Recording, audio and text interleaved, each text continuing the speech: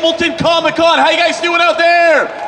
How you feeling? Come on, guys, you can do better than that, Comic-Con. How you guys doing? There we go. So you are in the Q&A panel over here now. This man needs no introduction. We're gonna bring him right out, but I gotta say, from Goonies, my favorite movie of all time, Stand By Me, please welcome Mr. Corey Feldman, everybody.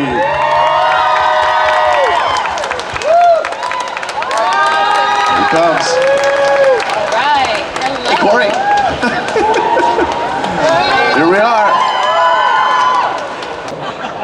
Hi. Hi, how you doing? Pretty good. Good. So you have a new album out. I do. And you were on TV the other day, I was. which was pretty awesome. Thank you. Yeah. And one of the you. things you were talking about is Corey's Angels. How did you get into There's one that? right here. Look at that. It's a Corey's Angel. Oh my God.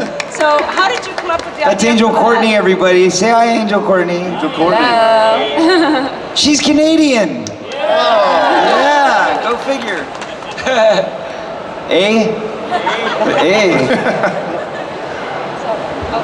So how did you come up with the idea for Corey's Angels, and was it inspired by Charlie's Angels? You know, okay, I'll tell you the truth. This is the real story. It's an honest story. So I got divorced, and after I was divorced, you know, you all saw the show, right? The two Coreys, and we were married, and then I got divorced. And then after the divorce, I was really bummed out, and I didn't want like a girlfriend for a while. So I just kind of was like dating a lot of girls and like not having a girlfriend. And then like I would take them out, and one time for Halloween, they dressed up as angels. And it was a joke, really. They were like, look, we're Corey's Angels. And I was like, that's got a ring to it. And that was really how it happened, because then I was like, there's something here. I don't know what it is, but there's something here. And then like we started off throwing these events just to kind of get the name out there to see what would happen. And it started working really well, and like they were selling out really fast, and people were all excited about it. And we had all these beautiful girls saying, I want to be a Corey's Angel. And I'm like, what is that? You know, it kind of developed and evolved to the point where I thought, you know, this could be a great kind of like an opportunity to get these girls, you know, off the ground, to give them another chance to do something other than just modeling or looking pretty. But like, if they have talent, we could use this as like a talent management and a way to discover people and get them, you know, seen. So that's what we're doing. We're helping these girls get seen and get talented, you know, representation and things like that. And, you know, now certain members of our squad have gotten to be seen by 50 million people because they were on the Today Show with us. And we're gonna get even more girls on the next Today Show when we come back and do it again in a few weeks. So there you go. Hello, hello, hello. Hi, how are you? I'm good, how are you? Good, thanks. Okay, so I was just wondering, like, what got you more into music? And do you, like, play any instruments or anything? Like, Good question. Well, I've been doing music actually my whole life. I don't know if you know that, but I started off, you know, as a kid actor. I was singing on auditions, so that's how I actually started. I started off singing.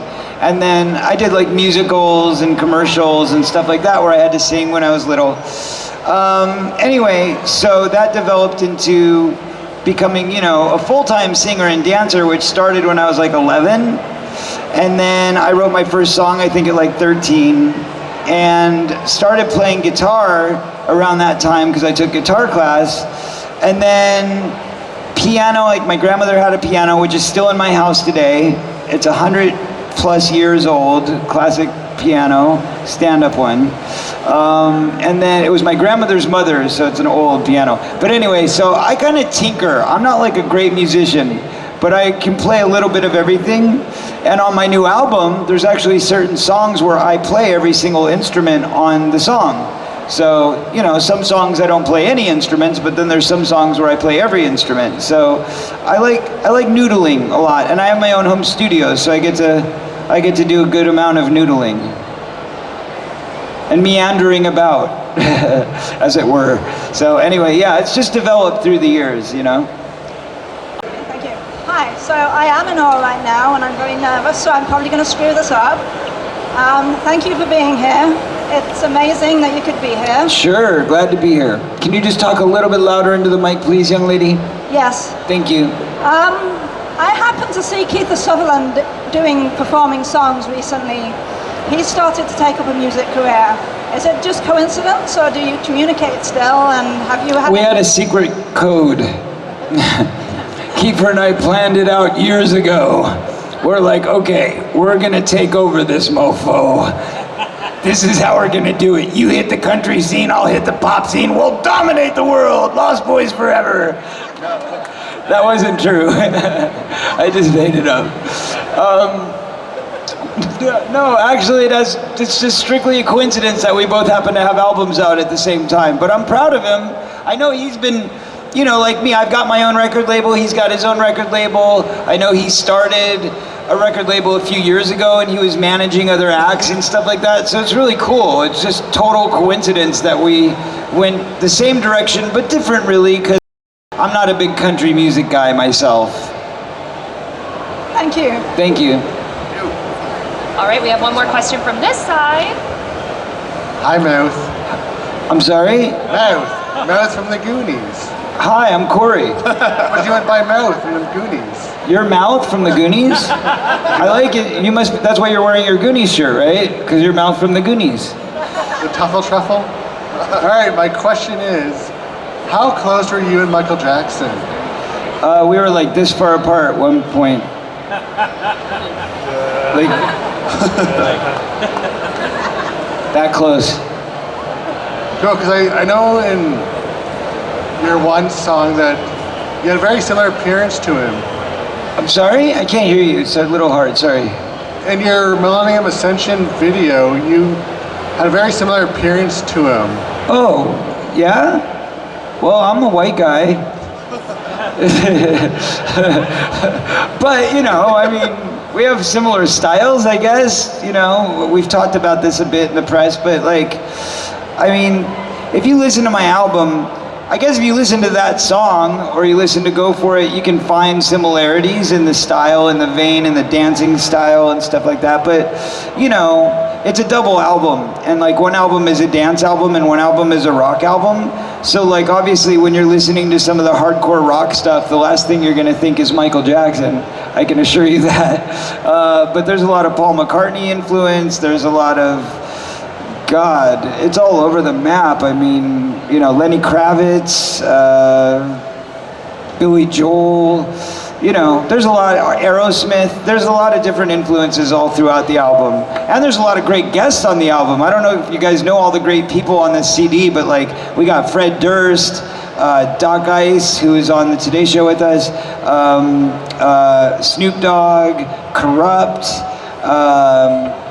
Scotty Page and John Caron from Pink Floyd, Kaya Jones, who's a Canadian from Pussycat Dolls. It's just all over the map. We have a ton of really great artists on that album, so yeah, there you go.